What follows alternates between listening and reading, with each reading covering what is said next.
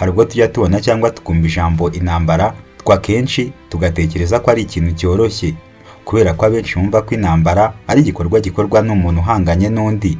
Yego nibyo, icyo nakubwira ni uko intambara z'ubu zitandukanye n'intambara za kera zakorwaga n'abasogokuruza bacu, kubera ko muri icyo gihe hakoreshwaga imyambi nk'intwari ikomeye muri icyo gihe, kandi ntabwo yaraswaga mu birometero bya kure. Ubu byashoboka ko hari abacyitiranya intambara y'icyo gihe n'iy'ubu. Muri kino gihe biragoye ko intambara twari dusanzwe tuzi muri Afurika uwayibonye yakongera kuyita intambara agereranyije n'intambara ari kubona nyuma y'ubukoloni. Muri iki gihe usanga hari intambara dukunze kumva nk'intambara ishyamiranyije Uburusiya na Ukraine, M23 na RDC n'izindi nyinshi dukunze kumva ngo tuzigereranye n'izo za kera. Ubu iyo igihugu cyemeje gutera ikindi akenshi kigisiga iheruheru kubera gukoresha intwaro zigezweho abenshi bakunze kwita iza kizungu. Uretse n'ibyo, muri iki gihe za ndege abantu bakuriye kuzigendamo, kuzitemberamo, ubu nizo zahindutse iz'intambara, ku buryo nta ndege yemerewe guca mu kirere cy'ikindi gihugu itabiherewe uburenganzira. Aha uhita wibaza niba kera indege zigikorwa ibi byo kugura ikirere byari biriho. Kera indege yashoboraga kugenda ikagera aho ishaka nta bwoba bwo gutekereza kugura ikirere. Ikindi kandi intambara iki gihe isigaye yitwa ko ari intambara ikomeye ipimiye mu bikoresho ikoresha, ubwo ndavuga imbunda, indege z'intambara n'intego yayo. Aha uhita wibaza niba muri Afurika ho hamaze kugera ikoranabuhanga ku buryo basigaye bakoresha indege mu ntambara. Niyo mpamvu uyu munsi mu kiganiro cyacu tugiye kukugezaho top 10 indege 10 za mbere zikoreshwa ku mugabane wa Afurika mu kugaba ibitero bikomeye. Njye nitwa Justin Mind Harerimana, mbahaye ikaze mu kiganiro.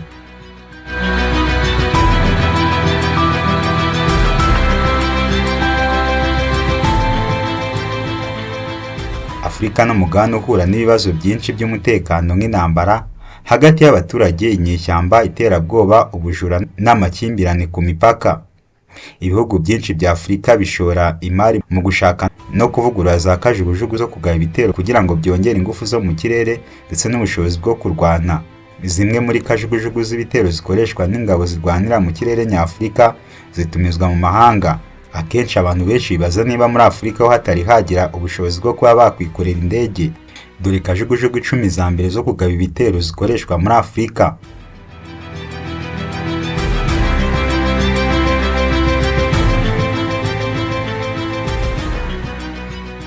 Ku mwanya wa mbere turasanga AH-64 Apache. AH-64 Apache ni kajugujugu ya moteri ebyiri yakozwe na sosiyete y'Abanyamerika Boeing mu myaka y'1980. Apache niyo kajugujugu iteye imbere kandi ikoreshwa cyane ku isi, aho ikoreshwa n'imitwe irenga 2000 y'ingabo mu bihugu 16. Apache kandi ifite moteri y'ibanze y'imihoro 4 n'indi moteri y'imihoro 4 y'inyuma ku murizo wayo. Apache ni indege igira umwanya w'umupiloti n'ahicara umuntu ukoresha imbunda. Ishobora kugira imbunda ya Canon ndetse na cockpit ya tandem ya pilote n'uwitwaje imbunda hamwe na tarete yasizwemo umusaya ku birwanisho. Apache ishobora kuba yitwaje imbunda ya 30 mm Calibre ndetse na mizile 16 AGM-114 Hellfire cyangwa mizile zisenya ibifaru za Spike cyangwa mizile enye za AM-92 Stinger cyangwa AIM-9 Sidewinder na mizile ziraswa mu mirwano yo mu kirere cyangwa roketi 76 za Hydra 70 cyangwa CRV-7. Apache ikoreshwa na Maroc na Misiri muri Afurika. Maroc yatumije 24 muri 2019, naho Misiri yatumije 46 muri 2018. Nanone kandi mu Gushyingo 2018 Misiri yasabye ko yagurishwa Apache 10 zo mu bwoko bwa AH-64E kuri miliyari imwe y'amadolari.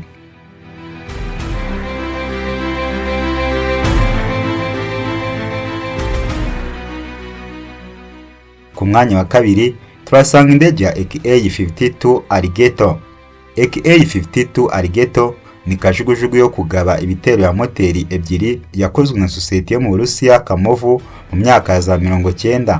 Alligator ni kajugujugu ya Coazir Loto, bivuze ko ibitero tore ebyiri nyamukuru, aho imihoro yazo yikaraga igerekeranye mu byerekezo bibiri bitandukanye bikarushaho kuyiha umuvuduko mwinshi. Alligator ishobora kuba yitwaje imbunda ya MM-30 cyangwa mizile 12 za VKR cyangwa attack zirasa ibifaru cyangwa mizire enye za Eagle cyangwa L-73 ziraswa mu mirwano yo mu kirere, cyangwa rokete 80 mm cyangwa 112 mm.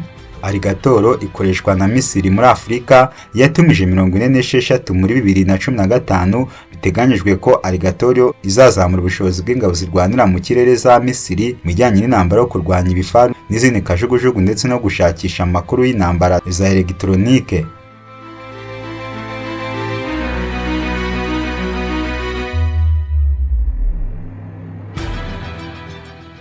Ku mwanya wa gatatu mu ndege zikoreshwa mu ntambara muri Afurika turasanga Mi-28 Havoc. Mi-28 Havoc ni kajugujugu ya moteri ebyiri yakozwe na sosiyete y'Abasoviet MIR mu myaka y'1980.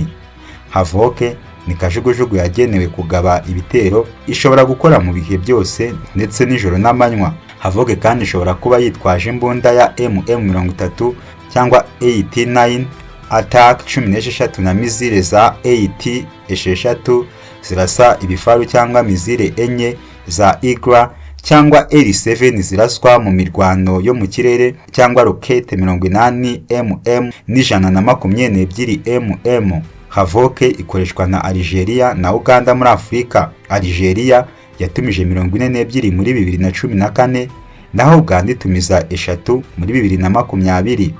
Biteganyijwe ko Havoc izazamura ubushobozi bw'ingabo zirwanira mu kirere za Algeria na Uganda mu bijyanye n'intambara zirimo ibifaru cyangwa mu guhangana na kajugujugu z'abanzi.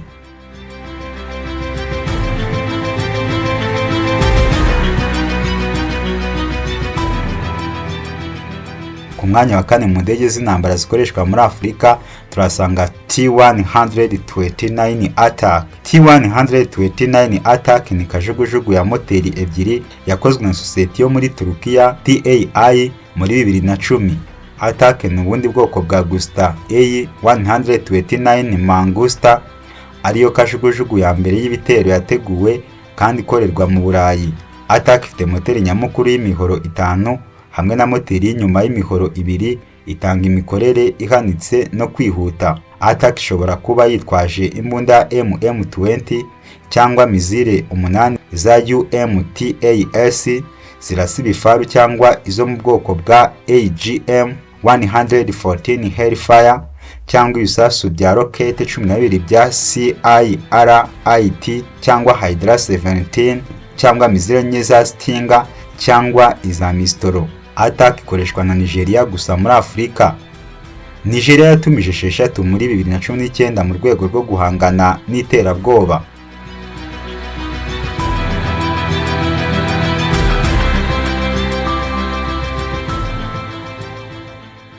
Ku mwanya wa gatanu mu ndege zikoreshwa muri Afurika turasanga AH-1 Cobra, cyangwa izwi ku rindi zina rya AH-1Z Viper. AH-1 Cobra ni kajugujugu ya moteri ebyiri yakozwe na sosiyete y'Abanyamerika mu mwaka wa 2000. Viper ni verisiyo ya AH-1W Super Cobra yongerewemo ubushobozi ishingiye kuri AH-1 Cobra. Iyi ni kajugujugu ya mbere igenewe kugaba ibitero yabayeho ku isi. Viper ibiriho imbunda MM20 ikitwaza mizire 16 za AGM-114 Hellfire cyangwa roketi 16 za APKWS-2 cyangwa mizire enye za AIM-9 Sidewinder cyangwa AIM-120 MRAAM zikoreshwa mu guhangana n'izindi kajugujugu mu kirere. Viper ikoreshwa na Nigeria muri Afurika, yatumije 24 muri 2019, mu gihe Super Cobra ikoreshwa na Kenya.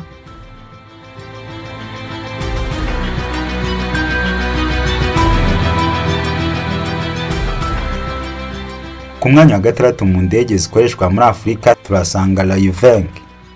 Ni kajugujugu ya moteri imwe yakozwe na sosiyete yo muri Afurika y'Epfo DNR mu myaka ya za 90. Loivenk niyo kajugujugu yo kugaba ibitero ya mbere kandi rukumbi yakorewe muri Afurika. Loivenk ishingiye kuri AA Lo Spatiale SA 330 Puma. Iyi ni kajugujugu yo gutwara abantu. Loivenke iba yitwaje imbunda ya MM20 cyangwa mizire 8 za AGM-114, mizire zirasa ibifaru cyangwa mizire enye za Mistral cyangwa FIM-92 Stringer zikoreshwa mu kirere, cyangwa imbunda zirasa rokete 70 mm cyangwa 68 mm. Loivenke ikoreshwa na Afurika y'Epfo. Muri Afurika yaguze 12 mu cya 1999. Loivenke yakoreshejwe mu bikorwa byo kubungabunga amahoro no kurwana muri Repubulika ya Demokarasi ya Kongo, aho yerekanye ko imikorere yayo yizewe.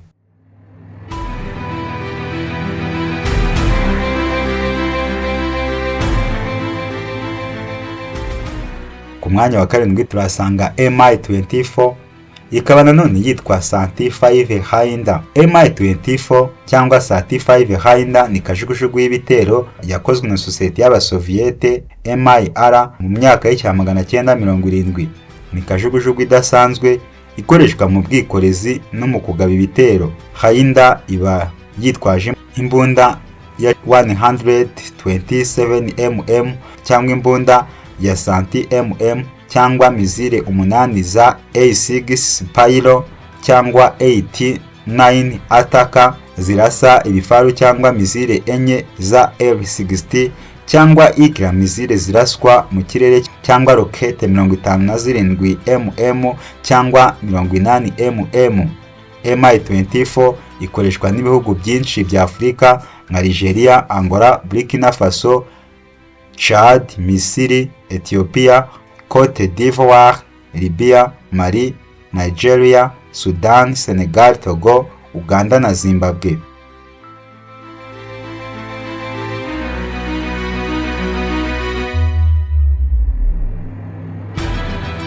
Ku mwanya wa 8 mu ndege z'intambara zikoreshwa muri Afurika turasanga MIRMI-17 Multirole Helicopter. MIRMI-17 ni kajugujugu itwara abantu ndetse ikoreshwa no kugaba ibitero. Iyi yakozwe na sosiyete y'Abasoviyete MIR mu myaka y'icya 1970. MI-17 ikomoka kuri MI-8, imwe muri kajugujugu zikoreshwa cyane ku isi. MI-17 ifite moteri y'imihoro 5 n'indi y'imihoro 3 ku murizo wayo. Ibi nibyo biha imikorere myiza kandi yizewe. MI-17 ishobora gutwara abagenzi bagera kuri 24, urutanda rw'abarwayi 12 cyangwa kwikorera ibiri 4,000 by'imizigo. MI-17 ishobora kujyaho imbunda ya 127 mm machine gun cyangwa 24 mm cannons cyangwa mizire enye za Shtomov cyangwa Attacker zirasa ibifaru, tutibagiwe mizire enye za Igra cyangwa L60 ziraswa mu mirwano yo mu kirere, ndetse na roketi 80 mm na 122 mm. Mi-17 ikoreshwa n'ibihugu byinshi bya Afurika nka Nigeria, Angola, Burkina Faso, Benin, Cameroon, Chad, Congo, Guinea Equatoria, Ethiopia, Ghana, Guinea, Mali, Kenya, Mozambique, Niger, Nigeria, u Rwanda, Sudan, Togo, Tanzania, Uganda na Zimbabwe. Mi-17 yakoreshejwe mu bikorwa bitandukanye nko gutwara, gukubita, medevas, gushakisha no gutabara, ndetse no gufasha umuriro.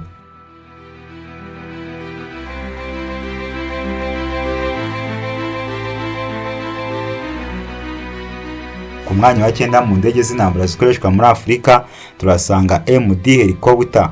MD Helicopter cyangwa MD 500 SANTI-F Chayus Warrior Plus. Iyi kajugujugu ya MD Helicopter ni kajugujugu yoroheje y'ibitero yakozwe na sosiyete y'Abanyamerika. MD Helicopter ikurikira ubwoko bwa MD 500 yakozwe hagendeye kuri HS OH6 Cayus OS6 Cayus. MD 530F ishobora gutwara abagenzi bagera kuri 3 cyangwa kwikorera ibiro 680 by'imizigo. MD 530F ishobora kwitwaza imbunda za MM127 cyangwa mizile ebyiri za FN Helito cyangwa mizile enye za AGM114 Hellfire cyangwa roketi zirindwi za Hydra 70. MD500 SANT-F ni kajugujugu yoroheje yamenyekanye kubera ubuhanga no gukora neza. Akenshi ikoreshwa mu bihe bidasanzwe by'intambara, itanga imbaraga z'umuriro mu rugamba rubera ahantu hagoye. MD500 SANT-F ikoreshwa na Kenya, Uganda, Nigeria muri Afurika. MD500 SANT-F yakoreshejwe mu kurwanya iterabwoba no kurwanya inyeshyamba ndetse no kurinda imipaka ndetse no mu butumwa bw'umutekano.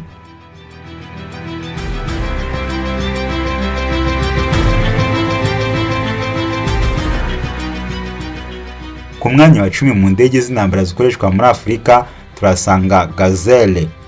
Gazelle ni kajugujugu yoroheje kandi yo kugaba ibitero yakozwe na sosiyete y'Abafaransa mu mwaka w'1960. Gazelle ni kajugujugu itandukanye, ishobora gukora imirimo itandukanye nko gushakisha, gutata, gutwara, guhugura no kurwanya ibifaru.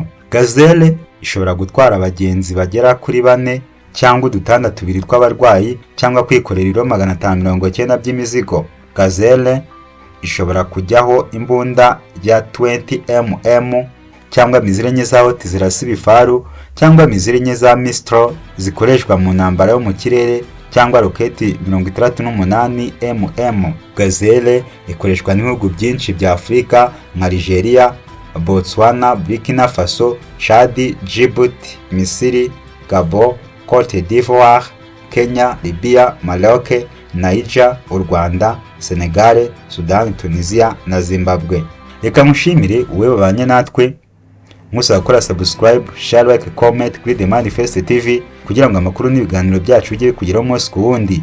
Jye nari Justin Mind, naho gutaha.